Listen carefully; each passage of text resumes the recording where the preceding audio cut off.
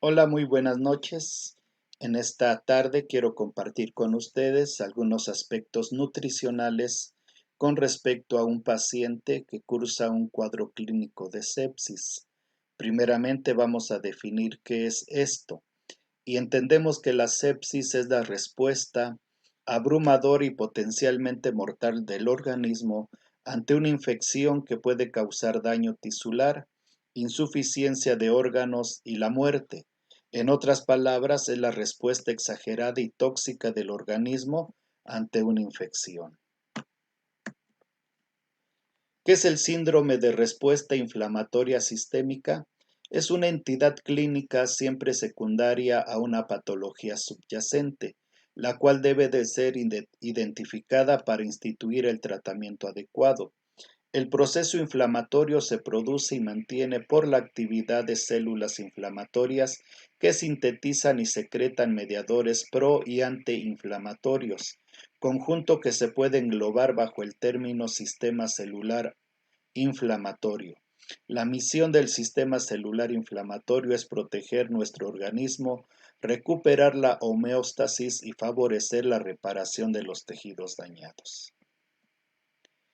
Dentro de los criterios clínicos para determinar lo que es la sepsis tenemos lo siguiente: frecuencia cardíaca mayor a 90 latidos por minuto, temperatura mayor a 38 o menor a 36 grados, leucocitos mayor a 12.000 o menor a 4.000 o leucocitos normales con más del 10% de formas inmaduras. Frecuencia respiratoria mayor a 20 con respecto al dióxido de carbono o menor a 32 miligramos de mercurio. Alteración del estado mental. Hiperglucemia, que es glucosa en sangre mayor a 120 miligramos por decilitro en ausencia de diabetes. Proteína C reactiva mayor a 2 veces el valor normal. Saturación de sangre venosa mixta mayor al 70%. Índice cardíaco mayor a 3.5 litros por minuto e hipotermia menor a 36 grados.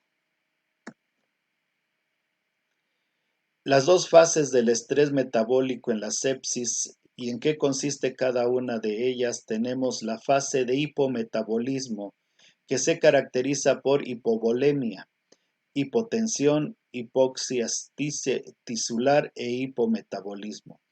Esta fase se debe a la actividad simpática que ocasiona caída del gasto cardíaco y con ello disminución del transporte y consumo de oxígeno, el gasto energético y la temperatura corporal, todo ello asociado a un aumento de las concentraciones sanguíneas de glucosa, lactato y ácidos grasos libres.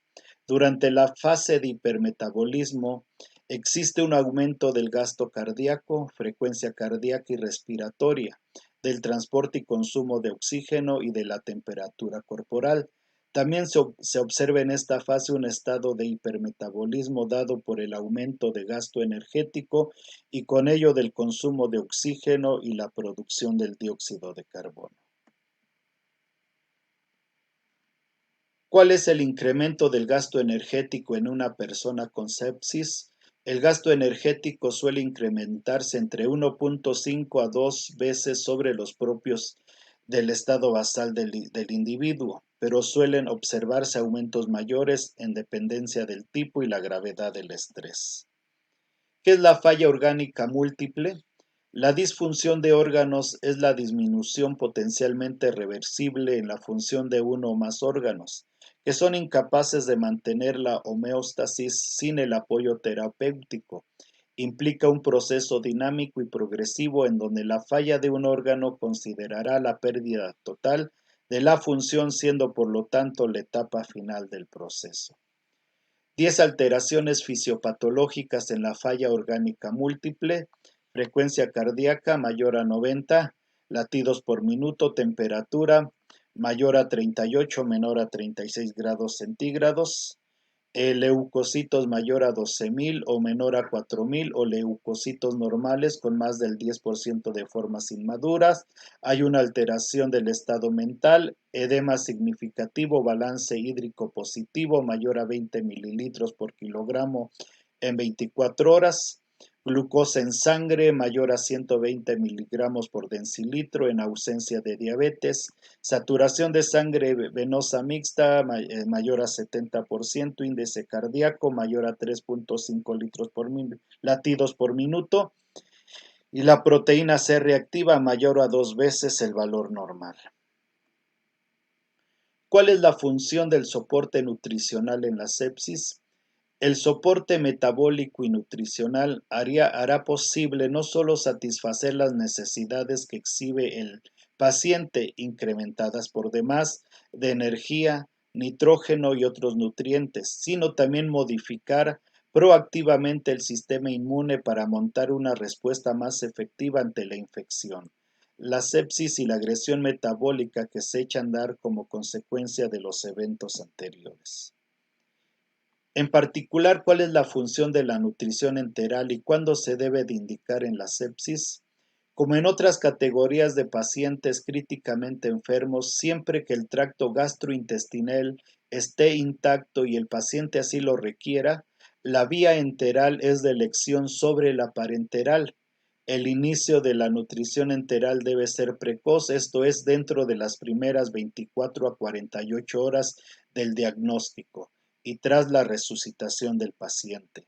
¿Cuáles son las consecuencias de la nutrición enteral en la sepsis? Al estudiar el efecto de la nutrición enteral en pacientes con estados tempranos de sepsis con disfunción orgánica asociada, mostraron una ralentización de la progresión de la sepsis, menor tiempo de permanencia, menor incidencia y menor eh, necesidad de la ventilación mecánica. No obstante, no se encontró reducción de mortalidad dentro de los primeros 28 días. Nutrición completa o trófica. ¿Cuál es? Justifica tu respuesta. La nutrición completa se refiere a comer una dieta completa y equilibrada que le brinde al cuerpo todos los nutrientes que necesita. La nutrición enteral es una técnica de soporte nutricional en donde la entrega de nutrimentos se realiza a través de una sonda en el tracto digestivo. Los sistemas abiertos también validan la preocupación de que los sistemas de administración enteral usados durante más de 24 horas en pacientes dan como resultado niveles inaceptables altos de bacterias. La nutrición es importante para el ser humano y esta va a depender de la condición de salud del paciente, pero sin lugar a dudas la nutrición completa está por encima de cualquier otro tipo de nutrición, ya que satisface de manera natural los requerimientos nutrimentales del ser humano. ¿Cuál es la función de la nutrición parenteral? ¿Es recomendable? Es un método de alimentación que rodea el tracto gastrointestinal. Se suministra a través de una vena, una fórmula especial que proporciona la mayoría de los nutrientes que el cuerpo necesita. Este método se utiliza cuando una persona no puede o no debe recibir alimentación por la boca. ¿Cuáles son las recomendaciones de carbohidratos, lípidos y proteínas en el paciente séptico? Carbohidratos 25 al 30%, kilocalorías kilogramo día. Lípidos no deberá superar el 40%, proteínas del 25 a 30 kilocalorías por día. Con respecto a lípidos, hablamos de 1 gramo kilogramo día y de proteínas 1.3 a 2 gramos kilogramos día.